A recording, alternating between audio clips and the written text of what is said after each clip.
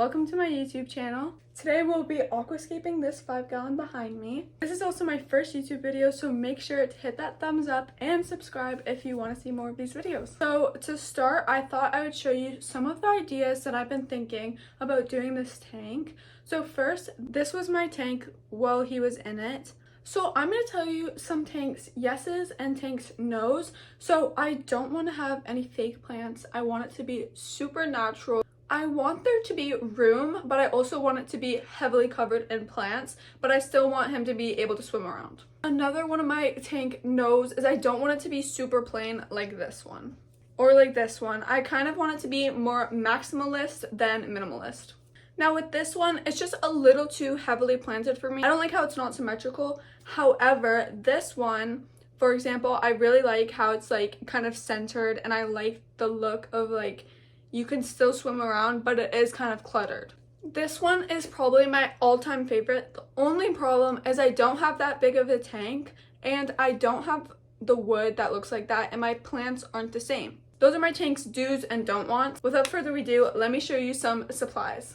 The first thing I'm going to show you is all of the rocks that I will be using. I have large rocks, medium size, and small. I may or may not use all of these rocks. It's not a limit, but this is all that I have. So if I do, this is all that I have to use. The next thing I'll be using is all of these plants. I have, I think about 5 or 6 plants in this bag. These are plants that were already in the tank or are in my 20-gallon. However, we have a good amount to work with. If you would like to know the plants' names, I will tell you throughout the video. Now, I'm not going to show you because they're just in certain cups and vases, but I am using Fluval as my base. This is what I have. It's also mixed in with some smaller rocks too. However, let me now show you the driftwood we are working with. It's broken driftwood from like a bonsai. Like, if you can tell, like, stuff is literally just broken. I also don't want these little pieces because it's just too sharp for my Betta. Now, what I always did is I just put these together. So I'm going to try and figure out possibly a different way, like this. However, something we have to take into consideration is this needs to be under the dirt and it needs to be propped up somehow. I don't know what I'm going to do with this piece yet, but maybe I'll stick it or something. One thing that I really like about aquascaping is if you don't like it, you can change it. You don't have to stick to anything concrete. While aquascaping, I'm just going to talk from behind, so don't worry, I won't be in the way. Okay, to start, I'm just going to add the Fluval. I already was using this in my last tanks, so it's a little damp, but that will be fine. I'm just going to push it to the back.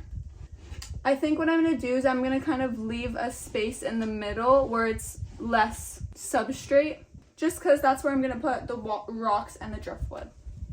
I think I'm going to have all of the plants more on this side than that side, so we're going to fill this up a tad bit more.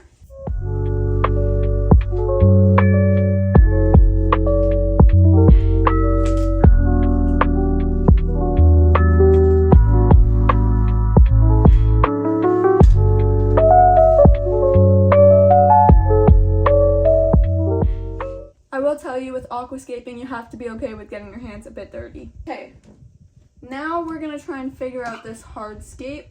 I'm gonna shove this in here just a tad. I do like that, I think. With this, I think I want it to be like maybe right. Oh no, guys, I just broke off another piece. That's fine.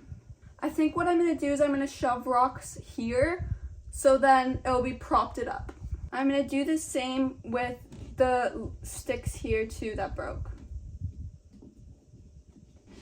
I think I want it to be moved over this way more. I think I finally like how it looks, so I'm going to start adding in the rocks. I really like how this rock looks. I'm going to try and put more rocks at the front because I'm going to save the back space for the plants. I'm going to leave some for after the plants. Oh my goodness. I'm just going to wipe off my hands. I just realized that I have these 2 barnacles that I'm just going to put in. Alright, let's unbox some plants. These are catappa leaves, and I'm just going to place them back here. This is my Amazon sword, and I'm just going to take off some yellowing leaves. I'm just going to place it, I think, right back here. This is actually a baby Amazon sword that my plant sprouted. This is Java fern, and if the plant has black roots, that means you actually don't plant it in the ground, which means I'm just gonna wedge it between this driftwood. I also like it this way because the Java fern has kind of same leaves as the Amazon sword, so then it'll kind of spread that type of leaf out. The next plant I'll be adding is hornroot. I think what we're really gonna work on with this one is to spread it out.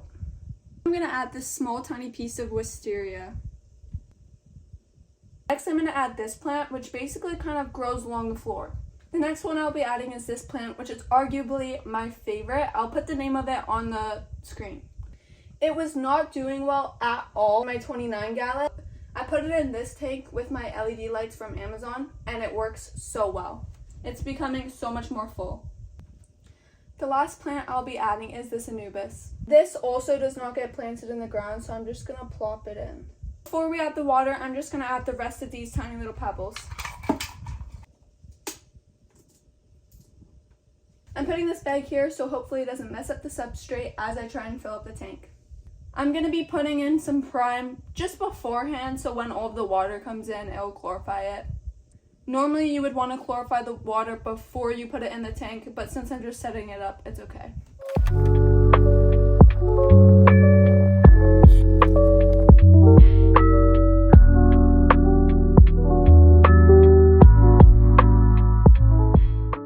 Alright, let's do a transition to it being full. Okay, so as you see, the tank is a little cloudy behind me, but I'm not going to show you just quite yet. Because first of all, I haven't told you guys about my filter, my heater, or my light.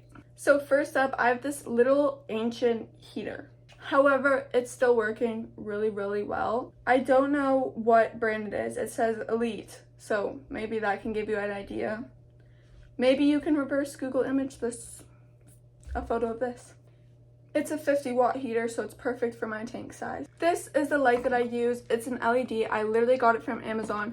It has a timer that can go on and off on its own. It's literally perfect. It is so good. My plants have been so green. I don't use fertilizer. I don't use root tabs, and they're so green. And people always ask me if I use word blanking HO2. Is it called HO2? Like when you put oxygen into the tank, so it makes it look better. The input voltage is 20V, if that means anything to someone. And I actually do have an Amazon storefront where you can get this exact light. So here it is, and it'll also be in my caption below. And this is my filter. Yikes. However, it is such a good filter for this because I will tell you, the reason why I haven't been talking about or showing my tank is because this will clear it up in 5 minutes. And the way I put the filter is it makes it not powerful for my Beta at all. However, it still gets the surface of the tank, so there won't be any sliminess. Oh, let me show you my makeshift filtration. It's soaking water, so maybe we'll just give it a sec. So the outside is something you would put on your sock. It's like a nylon. It's actually really dirty because I added all new water because the filter, it has all beneficial bacteria on it. Filter floss, I don't know if you can see that, but it's like, I have everything you need in this filter. Now you might be like, Anne-Marie, well, how do I do that filter floss? Take a piece of filter floss. You can find it at any pet store, I'm pretty sure, as long as they have stuff that supplies fish. And if you can't find it at a fish store, I do have it in my Amazon storefront also. So I would suggest checking it out. I have literally anything you would need for a fish tank. Now, what you would do is you take a piece this big, fold it like this, fold it like this, boom. You literally have it. And you just put it on top. Adds an extra filtration, and it's cheaper. It's super cheaper than getting the restock of whatever you have.